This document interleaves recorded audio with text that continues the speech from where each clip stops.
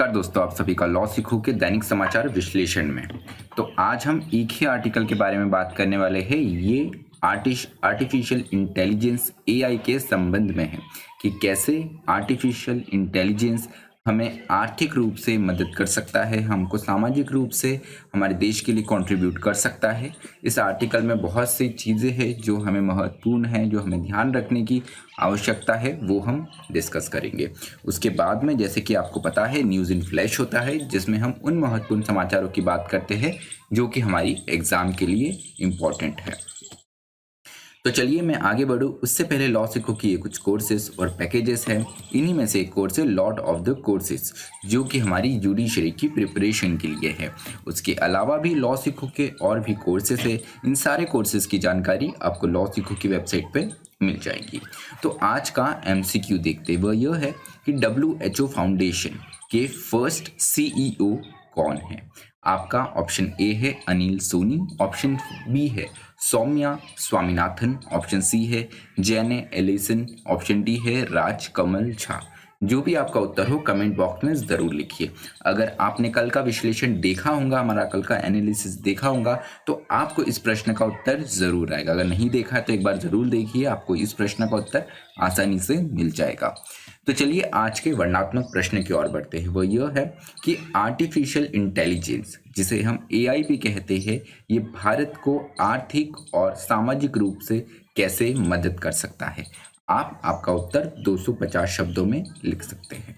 तो चलिए हमारा जो आर्टिकल है AI economic, artificial intelligence economy के बारे में, तो ये समाचार में कैसे आया। तो अगर डिपार्टमेंट ऑफ टेलीकम्युनिकेशन की माने तो इंटरनेट का जो कंजम्पशन है, इंटरनेट का जो उपयोग है, ये 13% तक बढ़ गया है लॉकडाउन के इस काल में। तो यहाँ पर the user data generated can be harnessed for AI. तो यहाँ पर जो भी यूज़र डेटा जनरेट किया जाता है वो आर्टिफिशियल इंटेलिजेंस के लिए, एआई के लिए उपयोग में लाया जा सकता है। तो इंडिया का प्रोग्रेस कैसे हुआ है एआई की फील्ड में, वो जान लेते हैं। तो नीति आयोग ने अपनी national strategy for AI launch की है। तो इनकी जो नेशनल स्ट्रेटजी फॉर एआई है, ये है एआई फॉर ऑल, मतलब आर्टिफिशियल इंटेलिजेंस सबके लिए, for inclusive growth and identifies health care, agriculture, small mobility and transportation as focus area for social impact. तो यहाँ पे जो फोकस एरिया है नीति आयोग के एआई फॉर ऑल के अंतर्गत, वो है ग्रोथ, हेल्थ केयर में, एग्रीकल्चर में, स्मॉल मोबिलिटी में, यातायात ट्रांसपोर्टेशन में। इन सब पर सोशल इम्पैक्ट कैसे रहेगा, ये कैसे हमारे समाज के लिए कंट्रीब्यूट कर सकते हैं, ये कुछ मेन फोकस एरियाज हैं। उसके अलावा ये तो बात हो गई नेशनल लेवल पे, राष्ट्रीय स्तर पे। स्टेट्स के लेवल पे देखें, राज्यों के स्टेट पे देखें तो तेलंगाना, कर्नाटक, तमिलनाडु, महाराष्ट्र, ये ऐसे राज्य है, ऐसे प्रदेश है जो अपनी एआई पॉलिसी और स्ट्रेटजीज ऑलरेडी अनाउंस कर चुके हैं। उसके साथ में जो टेक्नोलॉजी कंपनीज हैं, उन्होंने भी अपने AI centre of excellence establish कर दिए हैं। कुछ उस और बढ़ रहे हैं, करने की और बढ़ रहे हैं। कुछ कंपनीज, जो बड़ी बड़ी कंपनियां हैं, वो ऑलरेडी अपने AI centres of excellence establish कर चुकी है। तो यहाँ पे data and AI can contribute 450 to 500 billion dollars to India's GDP by 2025। तो 2025 तक करीब करीब 450 से 500 बिलियन डॉलर का कंट्रीब्यूशन हमारे और जीडीपी में हो सकता है, सिर्फ एआई और डेटा की ओर से, जो कि भारत में एक उद्देश्य रखा गया है हमारी सरकार ने कि हम 5 ट्रिलियन डॉलर इकोनॉमी बनने वाले हैं 2025 तक। उसका करीब करीब ये 10% है। तो काफ़ी बड़ा सिग्निफिकेंट एरिया जो है वो डेटा और एआई के सेक्टर से आता है। तो कौन सा ऐसा एरियाज है जहां पर हमको अटेंशन देने की ज़रूर, ध्यान देने की आवश्यकता है। हमने ये तो देख लिया कि हमारे लिए कितना महत्वपूर्ण है, लेकिन ये महत्वपूर्ण है, लेकिन कौन से ऐसे क्षेत्र है, कौन से ऐसे कदम हैं जो हमें उठाने की आवश्यकता है। सबसे पहला है टैलेंट डेवलपमेंट। तो जो टैलेंट है उसका डेवलपमेंट होना बहुत ज़रूरी है, उसका विकास होना बहुत ज़रूरी है। तो rising demand should meet the right talent. तो जो डिमांड है वो टैलेंट से मिलनी चाहिए। यहाँ पर एक कनेक्शन बनना चाहिए, कनेक्टिविटी बननी चाहिए डिमांड और टैलेंट की।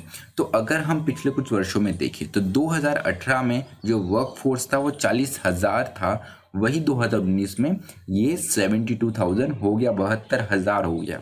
तो सिर्फ एक ही वर्ष में ये जो वर्कफोर्स है एआई में काम करने वाला वो हमारा डबल हो गया।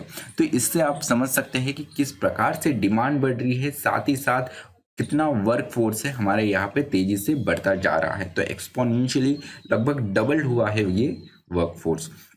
और राइटर बताते हैं कि जो डिमांड है वो भी अभी कंटिन्यूअसली बढ़ते ही जा रही है, क्योंकि कोविड के इस दौर में जब इंटरनेट का कंजम्पशन इतना ज़्यादा हुआ है तो ऑब्वियसली जो डेटा और एआई है वो भी अपने क्षेत्र में वो उनका भी सेक्टर काफ़ी तेजी से बढ़ा है।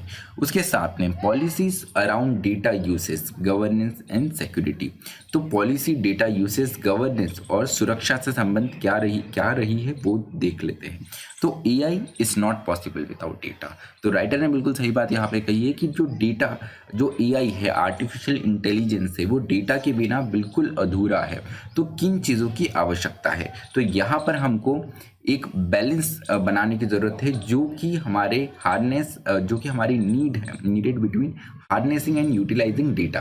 तो यहाँ पर उपयोग और उपभोग, जो हार्नेसिंग और यूटिलाइजेशन ऑफ डेटा है, इसके बीच में एक बैलेंस बनाने की आवश्यकता है। उसके साथ में लीगल फ्रेमवर्क, हमारे देश में अभी भी डेटा प्रोटेक्शन लॉ नहीं है यहाँ पे, ना प्राइवेट डेटा के लिए ना पब्लिक डेटा के लिए। तो हमें ज़रूरत है कि एक लीगल फ्रेमवर्क आए, एक कानून आए, पूरा स्ट्रक्चर बने, जिससे हमारा डेटा और एआई जो है वो गवर्न हो सके, इसका इथिकल उपयोग हो सके। उसके साथ में लेवल ऑफ डिजिटलाइजेशन, ये भी महत्वपूर्ण है। तो हमारे देश में use of technologies has increase. तो हमारे देश में टेक्नोलॉजी का जो यूज़ है वो तो इंक्रीज हो रहा है, but level of digitalisation is still low. तो डिजिटलाइजेशन से यहाँ पे मतलब है कि कितना एक्सपांशन है। टेक्नोलॉजी तो आपकी बढ़ते ही जा रही है, लेकिन लोगों तक कितनी पहुंच है वो भी मायने रखती है, वो आता है डिजिटलाइजेशन से। तो भारत नेट जैसा जो कार्यक्रम है, जिसमें हर गांव को ऑप्टिकल फाइबर से जोड़ा जाएगा, ऐसे कार्यक्रम बहुत ज़्यादा महत्वपूर्ण हो जाते हैं डिजिटलाइजेशन का लेवल बढ़ाने के लिए। उसके साथ में need to invest in data management framework. उसके साथ में हमें डेटा मैनेजमेंट फ्रेमवर्क में भी हैवी इन्वेस्टमेंट की आवश्यकता है, फिर वो सरकार से आए या फिर वो प्राइवेट प्लेयर से आए। तो ये हमारा आज का आर्टिकल था। अब न्यूज़ इन फ्लैश देख लेते। तो आज हमारा न्यूज़ इन फ्लैश, एक ही हमारे पास में इम्पॉर्टेंट समाचार हैं आज के, वो ये है कि माउंट एवरेस्ट जो है उसकी हाइट बढ़ गई है। तो अभी अभी चीन और नेपाल ने मिलकर न्यू हाइट दी है माउंट एवरेस्ट को, उन्होंने वापस मेजर करी है माउंट एवरेस्ट की हाइट। इससे पहले भारत के साथ में नेपाल ने मिलकर ये हाइट मेजर करी थी, अब चाइना के साथ ये साझेदारी करी हुई है। तो अभी जो इसकी हाइट हो गई है वो है 8,848.86 मीटर्स। मतलब माउंट एवरेस्ट अपनी पिछली मापी हुई स्थिति से 86 सेंटीमीटर और बढ़ गया है। ये जो माउंट एवरेस्ट है, हम पूरे विश्व में इसे माउंट एवरेस्ट के नाम से जानते हैं, लेकिन नेपाल में इसे सागर माथा के नाम से जाना जाता है। तो आज का जो हमारा विश्लेषण है वो यही समाप्त होता है। अगर आपको इस वीडियो की पीडीएफ चाहिए तो हमारे टेलीग्राम चैनल से आप डाउनलोड कर सकते हैं। टेलीग्राम चैनल का लिंक डिस्क्रिप्शन में मेंशन है। तो इसी तरह आप पढ़ते रहिए, मेहनत करते रहिए। मुझे सुनने के लिए आप सभी का धन्यवाद। Thank you.